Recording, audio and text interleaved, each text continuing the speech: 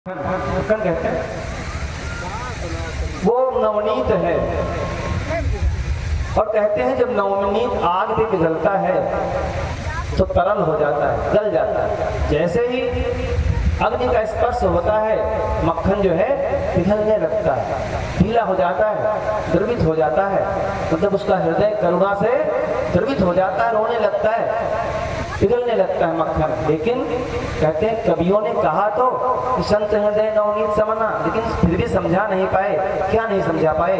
नवनीत तो अपने जलने से दुखी होकर द्रवित हो जाता है अपने दुख से, लेकिन संत जो हैं, संत दूसरे के दुख को देख करके द्रवित हो जाते हैं। इसलिए नवनीत जैसा तो है, लेकिन नवनीत अपने स्वार्थ के लिए रो रहा है और संत दूसरे के हित के लिए अपना जीवन जीते हैं। उसी लिए कहा औरों के हित जो जीता है, औरों के हित जो मरता है, उसका हर आंसू रामायण प्रत्येक कर्म ही गीता है। तो हम परोपकार को जीवन में लाएं, उसके लिए कहा भी गया है परहित सरिष धर्म नहीं भाई, पर पीड़ा सम नहीं अधमाई। ये परोपकार हमें अपने परिवारों से शुरू करना पड़ेगा, अपने स्वयं से शुरू करना पड़ेगा।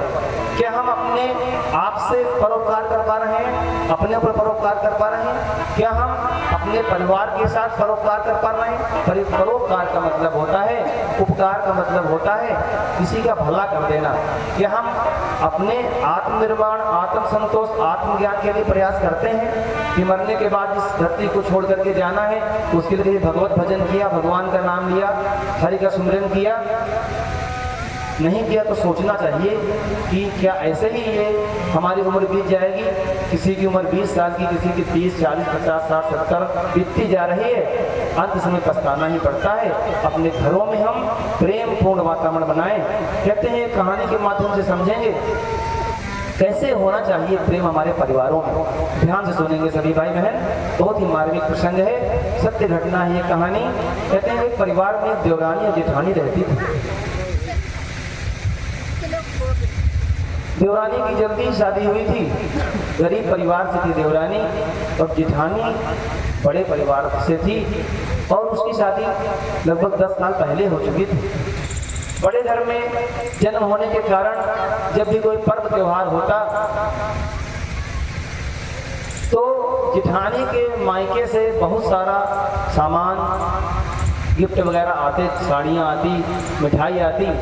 लेकिन जो देवरानी है उसका गरीब घर है, उसके यहाँ घर में खाने को भी सही से नहीं है, बच्चों की परवरिश, बच्चों की पढ़ाई इत्यादि के लिए भी पैसों की व्यवस्था नहीं हो पाती, गरीब घराना है। कहते हैं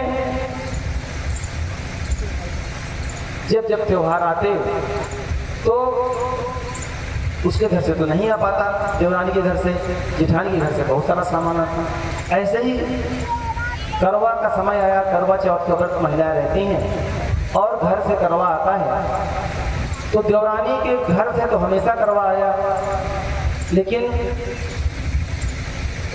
जेठानी के घर से करवा नहीं आ पाया। हाँ, उसका भाई अवश्य आया। उसका भाई आया ये बताने के लिए कि बहन मेरी इतनी सामर्थ्य नहीं है कि मैं आपको कुछ दे सकूं, इसलिए मैं बस केवल आ गया हूँ। और जाते जाते जेब में जो 10-20 रुपए पड़े थे उसने अपनी बहन को दे दिए और चला गया। बहन भी संतुष्ट है, भाई है हमारा। यदि भाई के पास होता तो अवश्य ही देता।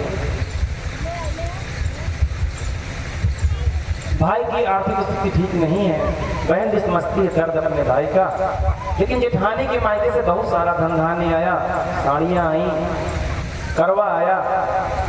लेकिन करवे का समय है, शाम को करवा पूजना है, देवरानी के पास पूजने की व्यवस्था नहीं है, जेठानी के पास है। जेठानी कहती है देवरानी से कि बहन मेरे यहाँ से जो साड़ी आई है उसको आप पहन लो, ले लो उसको। कहा नहीं दीदी, आपके मायके से आई है, आपको पहनना चाहिए। कहा नहीं, तुम भी तो मेरी बहन हो और मेरी बहन क्या ऐसे करवा पूछेगी? मेरे पास बहुत साड़ियाँ हैं, मेरे पास तो बहुत सारी रखी हुई हैं और हर वर्ष तो आ ही आती हैं मायके से, मैं कोई भी पहन लूँगी। आप इस साड़ी को पहनना और जो करवा मेरा आया है इसी से आप पूजा करना। दोनों दिवाली के मन में जिठानी के लिए कितना सम्मान, कितना प्यार उमड़ता है। सोचती है कि ये ऐसी हमारी दीदी हैं जो हमारी सगी बहन नहीं है, लेकिन सगी बहन से ज़्यादा हमको प्यार करती हैं।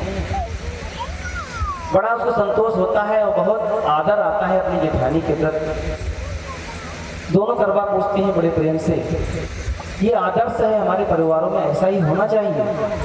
होता क्या है कि जो देवरानी है कुछ समय बाद देवरानी का जो देवर है जेठानी का, देवरानी का पति, वो उसको काम धंधा कहीं मिलता नहीं। बड़ा भाई है जो सर्विस में है, बाहर सर्विस करता है, उसकी शादी भी बड़े परिवार में हुई। क्योंकि छोटा भाई कुछ करता नहीं था तो उसकी शादी भी गरीब परिवार में हुई। जैसी परिस्थितियां होती हैं वैसे ही व्यक्ति को रिश्ते मिलते हैं। तो कुछ करता नहीं, बाहर जाता कि थोड़ा बहुत काम मिलता तो कर लेता, नहीं तो वापस आ जाता। और बड़े भाई के मन में भी अपने छोटे भाई के लिए ये रहता कि दिन भर घूमता रहता है, कुछ करता नहीं, मारा मारा घूमता है। बड़ा भाई तो अक्सर बाहर ही रहता, बाहर नौकरी करता, छोटा भाई घर में रहता था। छोटे भाई को जब सुनने को मिलता कुछ करते नहीं हो, घूमते रहते हो, तो सोचा कुछ काम धंधा किया जाए। तो उसने व्यापार किया, पार्टनरशिप में व्यापार किया। एक उनके दोस्त से उनसे साझा कर लिया, साझे में व्यापार चला। पैसे इनके पास थे नहीं, उसने कहा देखिए मेरे पास पैसे हैं, मैं 5 लाख रुपए धंधे में लगा दूंगा, आप मेहनत करना, हम मेहनत करेंगे और जो फायदा होगा उसमें हम दोनों आधा आधा बांटेंगे। दोनों मित्र थे, कहा ठीक है भैया। तो दोनों व्यापार करने लगे और व्यापार किया, बहुत अच्छा चला व्यापार। साल 2 साल 3 साल चला, हिसाब कोई होता नहीं था, थोड़ा बहुत खर्च मिल जाता था क्योंकि पैसा तो उसने लगाया नहीं, वो तो केवल मेहनत ही करता था तो पैसे नहीं मांगे। सोचा जब हिसाब होगा तो हमारा मित्र हमको देगा पैसा, काम करता रहा। 2-3 साल के बाद जब हिसाब किया गया तो जो मित्र था उसने घाटा दिखा दिया कि बिजनेस में घाटा हो गया है, 10 लाख रुपए घाटा हुआ है, मुनाफा तो हुआ नहीं। अब इसमें से भाई देखिए पैसा तो आपने लगाया नहीं था, मेरा 5 लाख भी चला गया, 10 लाख का घाटा हो गया। 10 लाख का जो घाटा है वो आपको देना पड़ेगा और आप नहीं दोगे तो मैं आपको मरवा दूंगा। उसके मन में खोट आ गया, तो मैं आपको गोली से मरवा दूंगा, आप हमें 10 लाख की व्यवस्था करके दो। अब बेचारा क्या करे, गरीब आदमी, पैसे हैं नहीं, घर को जाता है और चिंता में है, रात को भोजन नहीं करता और सो जाता है। भाभी पूछती है कि देवर जी आए नहीं, क्या बात है, सो गए, बीमार हैं क्या, बुखार है, क्या बात है। देखने जाती हैं तो लेटे हुए हैं, बड़े चिंतित हैं। पूछती हैं, बताते नहीं। पूछते हैं क्या बात है भैया बताओ। क्या बताएं भाभी, कुछ बताने लायक है नहीं। क्या नहीं बताओ, घर में नहीं बताओगे तो कहाँ बताओगे। तो बताता है कि हमने ऐसे ऐसे बिजनेस किया जिसमें उन्होंने 10 लाख का घाटा दिखा दिया और कहा है कि 10 लाख रुपए नहीं दोगे तो आपको हम गोली से मरवा देंगे। उसकी भाभी जाती है,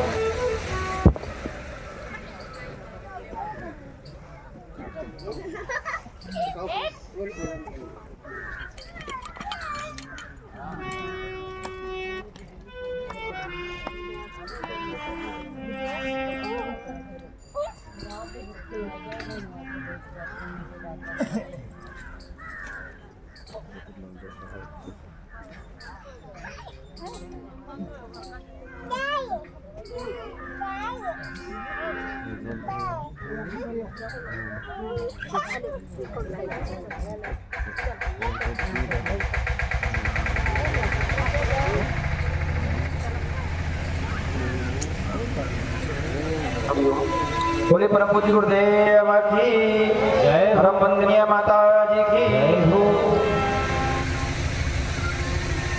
देवर भैया रो रहा है और अपनी बात को कह रहा है कि भाभी 10 लाख का घाटा दिखा दिया और कहते हैं कि अगर पैसे नहीं दोगे तो हम आपको गोली से मरवा देंगे। देवरानी जाती है और लॉकर से 10 लाख रुपए निकालते हुए लाती है उसको अपने बच्चे का MBBS में एडमिशन कराना था। MBBS में डोनेशन के 10 लाख रुपए की व्यवस्था करके रखी थी, बड़े भाई ने ला करके दे दिया। कहा भैया 10 लाख रुपये जाओ और दे करके आओ। भाई जाता है देवर जाता है और 10 लाख रुपया देकर के आता है, बड़ा कृतज्ञ है। कृतज्ञता मन में सोचता है ये मेरी भाभी हैं, ये तो हमारे माँ से भी बढ़कर हैं। किसी दूसरे परिवार में जन्म लिया और मेरे लिए 10 लाख रुपए निकाल के दे दिए। कुछ दिनों बाद बड़ा भाई घर को आता है, कहता है कि मुन्ने के एडमिशन के लिए 10 लाख रुपए थे वो दो। तो कहती है मैंने भाई को दे दिया। कहा क्यों दे दिया उसको? तो लफंगा है, घूमता रहता दिन भर इधर उधर, कुछ काम धंधा करता, 10 लाख रुपए उसे क्यों दे दिया? बताया कि ऐसा ऐसा हुआ। तो झूठ बोलता होगा।